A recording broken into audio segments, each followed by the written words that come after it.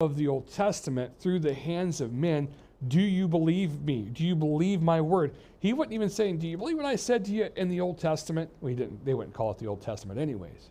All these laws that had been established long before their time, but they don't want to enforce it.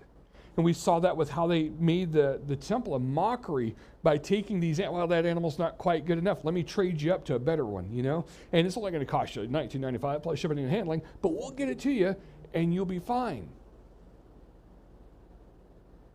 See, they had already gone off the rails.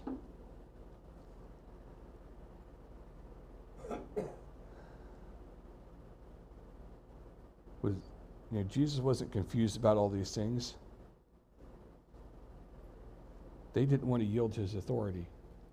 They did not want to admit what was Captain Obvious.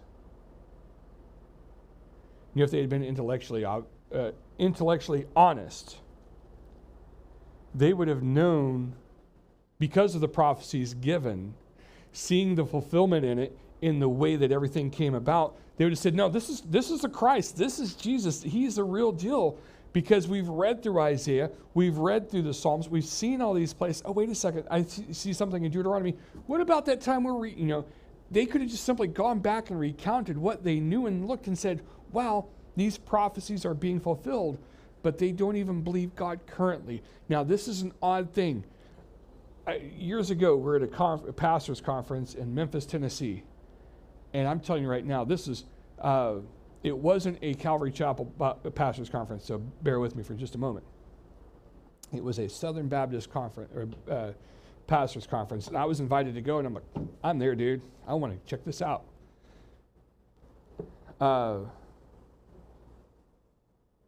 Richard Lamb was there, and the guy, Norm Geisler. Some of you may know who Norm Geisler is. He's good or bad, whatever you want to say about that. But we're in a room.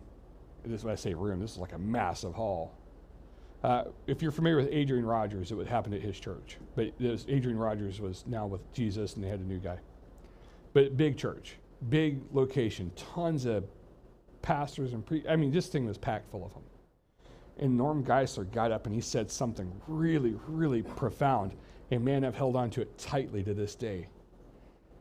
And you got to understand, if you don't know Baptist, man, it's fun. It's really fun. Nickels, noses, and numbers, man. Nickels, noses, and numbers. He says, how many Sunday school classes should you have?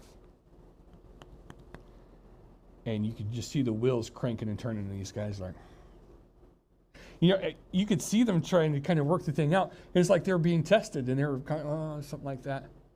And then he said, you should have as many Sunday school classes as you have qualified teachers for. He also said, and this is the part that I think was pretty hitting, he said a Pew Research poll would come out, blah, blah, blah, and only like 30% of pastors in the pulpit believe the Bible.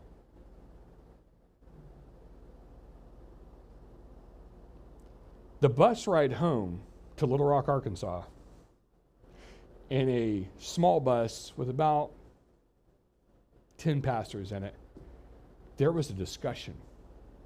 And it was amazing. Because I'm like this little nobody, man. I don't belong in the group. I'm just kind of there for the ride. And, I'm not a Baptist pastor at the time. And they were like, that guy is so full of it, man. He's going to believe a Pew Research poll. Man, if men are in the pastor, if they're in the pulpit, they believe the Bible. And I said, wait a second now. Wait a second. Because when Pew goes out to do the research, what are they doing? They're looking at all the different churches. They would categorize Catholicism. I wouldn't. They would categorize in with that the Seventh Days.